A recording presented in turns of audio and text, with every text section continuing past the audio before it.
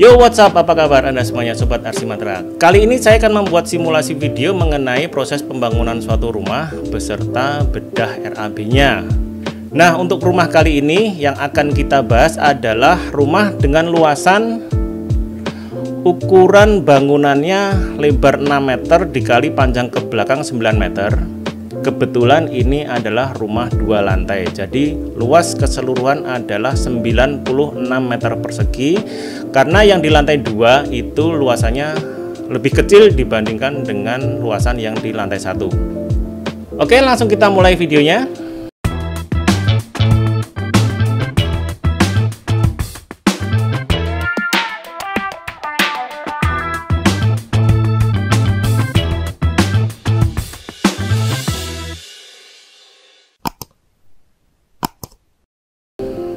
Nah, ini kita lihat ownernya sama kontraktornya atau sama tukangnya, mandornya sepertinya sedang briefing di lokasi, akan melakukan proses peletakan batu pertama. Ini ceritanya ini.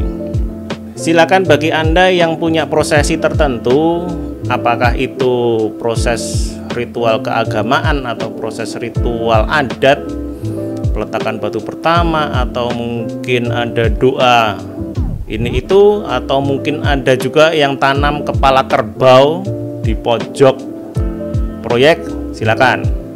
Yang penting adalah kita selalu mengawali itu semuanya dengan berdoa. Oke. Nah, ini penjelasannya. Kelihatan di sini kita punya di denah lantai 1 itu ada carport, teras, ruang tamu, kamar mandi, ruang tidur, taman, dapur, dan ruang makan. Ada ruang makan di sebelah taman, asik sekali nih ya. Nah, ini di lantai 2 terdapat 2 kamar tidur, 1 ruang keluarga, 1 ruang jemur, kamar mandi. Ada voidnya juga, oh jadi dia bisa lihat ke bawah pas di taman. Yuk langsung kita mulai. Jangan lupa untuk awali dengan berdoa. Bismillahirrahmanirrahim. Nah, tahapan pertama seperti biasanya adalah tahapan persiapan. Tahapan persiapan ini meliputi pembersihan lahan, kemudian juga sanitasi untuk para tukang. Jadi mereka untuk BAB atau buang air kecil itu mereka punya tempat. Untuk mandi juga mereka punya. Kemudian brak kerja atau gudang untuk Anda menyimpan material-material yang rawan terhadap panas dan hujan. Tempat para tukang juga beristirahat. Setelah itu kemudian kita pasang boplang untuk proses untuk pengukuran dan penempatan di mana Anda akan memulai pekerjaan pondasinya. Oke, langsung kita mulai ke tahap pondasinya, gali pondasi. Di sini sudah kelihatan di tahap 1 itu pekerjaan persiapan kurang lebih kita anggarkan 3 juta sekian. Kemudian kita masuk ke tahap galian pondasi, itu sudah keluar anggaran sekitar 3,7 juta. Jadi sampai tahap ini kita sudah mengeluarkan total biaya kurang lebih sekitar 6,9 juta rupiah. Nah, karena ini bangunan 2 lantai, jadi kita harus memiliki struktur pondasi footplat. Jadi ada bagian-bagian titik pondasi footplat yang harus kita gali lebih dalam. Sudah kita mulai di sini lantai kerja, kemudian pembesian, kemudian dilanjut dengan cor. Sudah muncul di tahap ketiga. Itu senilai anggaran totalnya untuk 2 lantai adalah 120 juta rupiah. Nah, memang total yang keluar di sini sudah muncul 127 juta rupiah. Tapi ini tidak Anda keluarkan semuanya. Ini Anda keluarkan bertahap.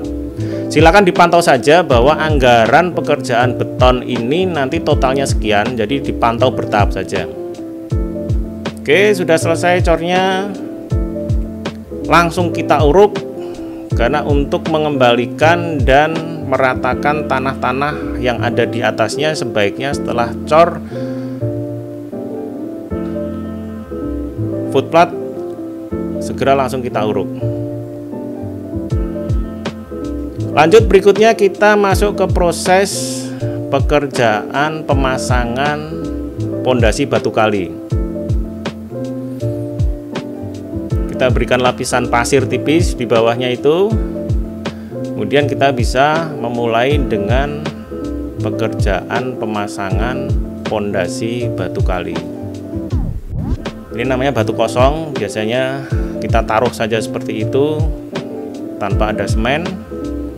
Baru di atasnya nanti kita baru memulai untuk pekerjaan pondasi batu kalinya. Pekerjaan pondasi batu kali ini memakan biaya kurang lebih sekitar 19,3 jutaan. Berikutnya, nah ini tentunya juga bersamaan, itu adalah pekerjaan sanitasi. Karena pada saat kita tadi menggali, kita sudah mulai untuk pekerjaan sumurnya. Kalaupun Anda sekalian mau mengerjakan untuk tahapan septic tank atau kemudian untuk tahapan drainase air hujan dan lain-lain sebagainya, bisa juga sekalian. Jadi di situ ada pipa-pipa yang harus Anda tanam. Untuk pipa-pipa yang berada di bawah tanah itu harus Anda persiapkan dan harus Anda kerjakan bersamaan dengan pekerjaan pondasi.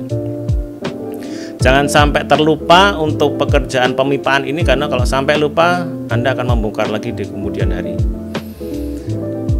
Lanjut, setelah pekerjaan pondasi selesai, kita bisa mulai untuk pekerjaan pengurukan.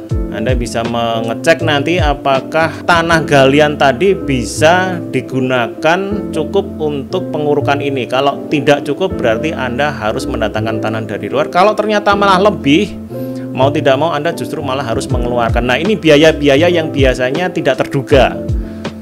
Setelah pondasi batu kali, muncul pekerjaan slope. Nah, pekerjaan slope ini masih masuk di pekerjaan beton di tahap nomor 3 itu yang nilainya sangat tinggi, 120 juta. Jadi anggarannya sudah kita persiapkan meskipun tidak kita keluarkan semuanya. Metode pemasangan kolom ini pun juga berbeda-beda. Anda bisa menggunakan stek bertahap seperti ini, atau Anda bisa langsung memasang tulangan kolom ini langsung tinggi. Bahan material besi terpanjang itu kurang lebih 12 meter. Jadi kalau Anda memasang pekerjaan pondasi footplat tadi itu Anda bisa panjangkan langsung ke atas, karena itu bangunan ini kan juga 2 lantai. Jadi untuk mempersingkat atau mempercepat tahapan pekerjaan ini, Anda bisa langsung memanjangkan tinggi kolom ini dengan bahan maksimal 12 meter. Nah, ini kolom-kolom struktur tadi sudah masuk. Sekarang waktunya untuk memasang kolom-kolom praktis. Setelah selesai semuanya, kita mulai masuk ke tahap pengecoran balok slope. Nah, pengecoran ini pun juga sudah kita munculkan, sudah kita persiapkan tadi di nomor 3. Sampai di sini tahapannya untuk pengecoran slope seperti ini. Nah, setelah kita sampai ke tahap pengecoran slope, bisa segera langsung disusulkan untuk pengurukan tanah. Ingat, tanah-tanah pengurukan itu pun juga perlu pemadatan. Jadi semakin sering diinjak-injak oleh para tukang di lapangan, itu juga akan semakin baik karena akan jadi semakin padat. Setelah slope selesai, kita masuk ke pekerjaan pemasangan dinding bata. Pekerjaan pemasangan dinding bata ini di tahap 6 kita munculkan anggaran senilai 57 juta. Ya, proses ini sangat panjang juga dari lantai 1 sampai ke lantai 2. Jadi ada 2 item di sini, yaitu pekerjaan beton dan pekerjaan dinding di nomor 3 dan nomor 6. Ini yang anggarannya itu perlu kita siapkan, tapi pengeluarannya harus kita kendalikan. Di sini keluar item pekerjaan dinding senilai 57 juta. Ini pun juga tidak dikeluarkan secara langsung, tapi dikeluarkan secara bertahap. Jangan terlalu tinggi untuk memasang dinding, segera disusulkan perkuatan dengan mengecor kolom-kolom praktis di sudut-sudutnya. Nah, seperti ini hasilnya kira-kira. Total biaya yang muncul di sini tidak atau belum mencerminkan apa yang didapatkan di progres proyek seperti ini. Jadi anggaran nilai 215 juta itu adalah anggaran yang baru kita persiapkan. Perkiraan kalau sampai tahap ini sih kurang lebih sekitar 100 jutaan lah, mungkin nggak sampai ya, 80 sampai 100 jutaan lah kira-kira di sini.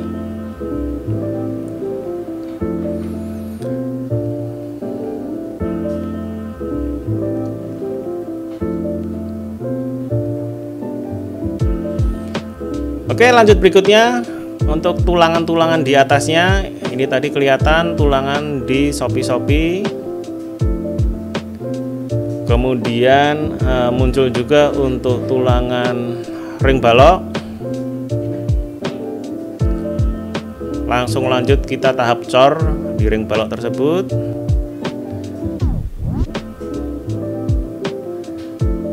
Nah, seperti ini. Untuk cor yang menggantung seperti di sopi-sopi ini, perlu diingat bahwa usia beton sebelum Anda membongkar begesting dan perancah di bawahnya itu membutuhkan waktu kurang lebih sekitar 3 mingguan, kecuali Anda menggunakan zat adiktif yang bisa sedikit dipercepat. Pekerjaan pemasangan bata ini berjalan cukup panjang ya, jadi dinikmati saja ketika Anda membelanjakan material batanya. Jangan dibelikan langsung banyak karena storing atau penyimpanan di lokasi proyek tentunya juga terbatas ya. Jadi Anda harus bisa mengatur jumlah yang Anda butuhkan, yang Anda datangkan.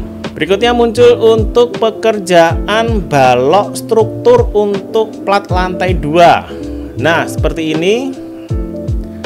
Setelah balok langsung disusul dengan tulangan plat lantai di atasnya. Perancah yang Anda gunakan bisa menggunakan bambu, bisa menggunakan kayu. Tapi untuk zaman sekarang sih kebanyakan sudah pada menggunakan scaffolding ya. Sewa aja scaffolding, itu Anda bisa sewa, meskipun agak repot Anda menyewa scaffolding. Tapi menyewa scaffolding jelas lebih murah dibanding Anda membeli bambu. Oke, sudah siap. Nah, dari kejauhan sudah tampak mobil molennya sudah mulai merapat. Nah, untuk luasan seperti itu Anda bisa menggunakan mobil molen atau mobil pompa. Mobil pompa itu yang ada selangnya besar itu, yang kemudian dia memompa cor beton ini sampai ke lantai 2, itu jelas lebih cepat. Dan kualitas dari cor tersebut terjamin. Karena beton cair ini pun ada masa kadaluarsanya, kurang lebih sekitar 4 jam sampai 5 jam. Kalau dia tidak segera digunakan setelah dicampur dan dia melewati waktu 4 sampai 5 jam, itu bisa dibilang sudah kadaluarsa. Jadi zat semen di situ itu sudah tidak bekerja dengan baik. Jadi kecepatan pada saat Anda mengecor ini juga perlu dipertimbangkan.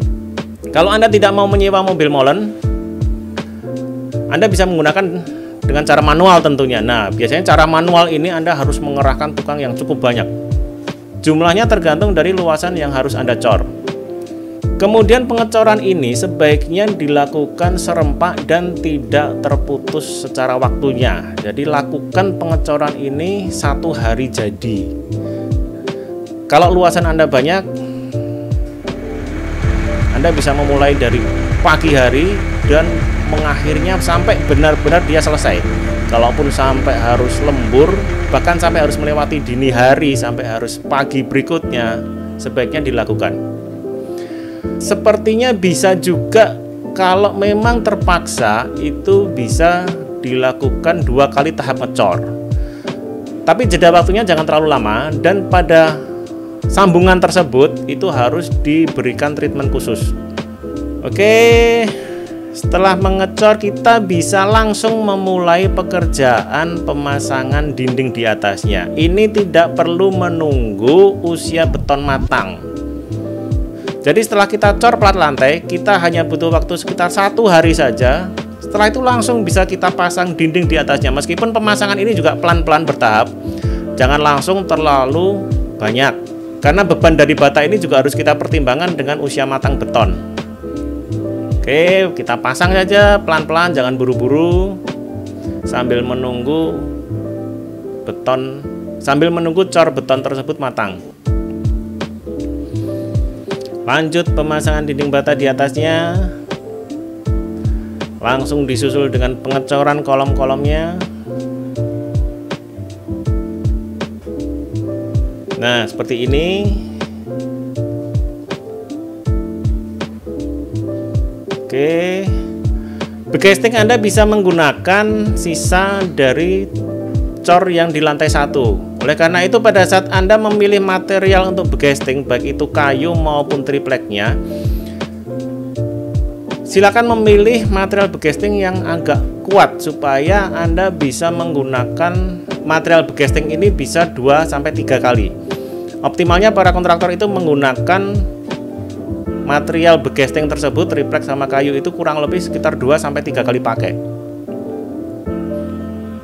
Oke, lanjut di atasnya. Setelah dinding terpasang selesai sampai ke atas, lanjut dengan ring balok di atasnya. Kemudian ada plat dak untuk di atas teras ini. Karena plat lantai tadi tidak digunakan, karena plat lantai tadi tidak ada beban bergeraknya, jadi tidak untuk diinjak-injak manusia. Jadi plat cornya bisa lebih tipis saja di situ. Pembesiannya pun juga tidak perlu tebal. Lanjut kita cor. Nah, sudah selesai untuk plat dak di atas teras. Lanjut pemasangan dinding bata di atasnya lagi. Disusulkan dengan cor juga di situ.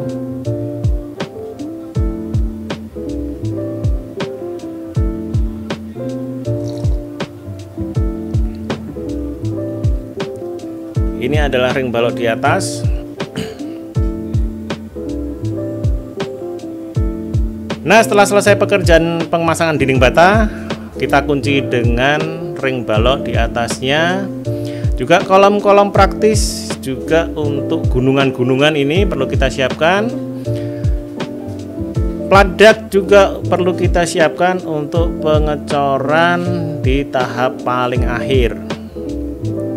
Nah, ya seperti ini tahapannya. Pada tahapan ini pekerjaan beton yang nomor 3 itu sudah hampir Anda keluarkan semuanya. Ya, pekerjaan dinding pun juga sudah hampir Anda keluarkan semuanya. Nah, jadi ini adalah simulasi real antara progres bangunan dengan nilai yang kita tampilkan di sini senilai 215 juta. Jadi inilah bangunan yang Anda dapatkan dengan biaya 215 juta rupiah. Pemilihan material atap selama ini masih menggunakan bahan material dari baja ringan. Karena untuk saat ini bahan ini adalah bahan yang paling murah dan juga bisa dibilang paling kuat, dalam artian optimal ya, dalam artian optimal untuk pekerjaan rumah tinggal. Ini sudah sangat kuat sekali untuk rangka baja ringan. Nah, ini yang selalu kita pilih, material dengan menggunakan baja ringan. Untuk pemilihan penutup atapnya, gentengnya Anda bisa menggunakan macam-macam, genteng kampung, genteng tanah liat, kemudian genteng beton, kemudian genteng glasur, kemudian juga metal roof. Ya, metal roof itu yang berupa panel begitu, ada beberapa ukurannya besar-besar. Nah, lanjut berikutnya kita mulai ke persiapan pekerjaan pemasangan lantai. Jadi pekerjaan pemasangan lantai ini Anda harus mencari titik nol untuk lantai tersebut. Jadi kalau Anda perlu melakukan urukan tanah lagi, silakan dilakukan. Persiapan juga setelah urukan tanah. Oh ya, pastikan bahwa tanah urukan tersebut memang benar-benar padat. Anda sudah punya waktu sekitar dari proses awal sampai ke sekarang ini, sampai tahap ini kira-kira sudah memakan waktu sekitar 6-7 bulan kurang lebih. Jadi diharapkan selama 6-7 bulan itu tanah itu sudah diinjak-injak para tukang, diharapkan tanah itu mulai memadat. Oke, lanjut berikutnya di tahap ke-8 yaitu pekerjaan instalasi listrik. Jadi ada pekerjaan instalasi listrik. kemudian pekerjaan air, plumbing itu menyertai. Jadi bertahap terus. Karena di dalam dinding-dinding Anda itu seringkali ditanam pipa-pipa air dan pipa listrik. Nah, ini untuk pekerjaan instalasi listrik ini kita keluarkan itu senilai 18.600.000. Berikutnya setelah pekerjaan instalasi listrik adalah tahap nomor 9 adalah pekerjaan pengecatan. Nah, ini dianggap bahwa pengecatan dilakukan setelah dinding bata tadi Anda plester semuanya. Setelah Anda plester kemudian Anda aci, jangan terlalu buru-buru untuk segera dicat karena kandungan air yang di dalam plesteran dan di dalam acian tersebut biar kering keluar dulu, baru setelah itu Anda bisa mulai mengecat. Lama keringnya relatif. Anda di lokasi mana, Anda dalam suasana atau cuaca apa. Kalau cuaca hujan tentunya akan lebih lama. Kalau Anda membangun dalam cuaca yang panas, mungkin keringnya akan lebih cepat. Kalau Anda buru-buru sebelum plester acian Anda kering, kemudian Anda buru-buru mengecat, nanti biasanya akan keluar keringat gitu ya. Jadi itu di kemudian hari cat Anda akan jadi lembab, itu akan berjamur. Lanjut berikutnya setelah pekerjaan plester acian bisa masuk ke pekerjaan plafon. Anggaran dari pekerjaan plafon ini adalah kurang lebih senilai 15.700.000. Pekerjaan plafon ini bisa dibilang cukup murah karena per meter hanya sekitar 100-120.000 saja untuk pekerjaan plafon yang flat. Tapi ada baiknya kalau Anda bikin ornamen gitu ya, drop ceiling atau up ceiling. Apakah Anda menggunakan list cornice di ujung-ujungnya? Kalau Anda bergaya modern minimalis, Anda sudah tidak menggunakan list cornice di samping-sampingnya. Berikutnya muncul untuk pekerjaan luar. Pekerjaan luar ini harusnya untuk pekerjaan pagar dan mungkin bisa juga untuk taman. Tapi di sini saya tulis pekerjaan luar itu adalah untuk pekerjaan railing, kaca, dan juga pekerjaan batu alam. Pekerjaan luar ini karena kaitannya dengan arsitektural bisa mahal, bisa juga kalau Anda memilih menggunakan material yang sederhana juga bisa ditekan biayanya. Lalu kemudian muncul untuk pekerjaan pintu dan jendela. Berbeda dengan beberapa video yang lain, pekerjaan pintu dan jendela ini keluar di akhir. Karena untuk kali ini kita menggunakan bahan aluminium. Jadi pemasangan kusen aluminium ini dipasang setelah pekerjaan plester dan acian selesai. Kalau kita menggunakan bahan kayu, tentunya itu akan dipasang bersamaan pada saat kita memulai pekerjaan pemasangan batu bata. Nah, anggaran untuk tahap 12 ini yaitu pekerjaan pintu dan jendela senilai kurang lebih 23.700.000 rupiah. Setelah selesai semuanya, kita bisa memasang keramik.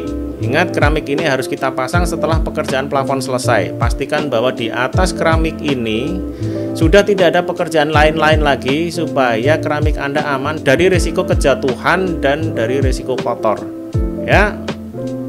Lanjut. Nah, di sini kelihatan setelah kita resume itu total biayanya senilai 331 juta rupiah dengan luasan bangunan seluas 96 meter persegi, jadi ketemu angka di 3.450.000 rupiah.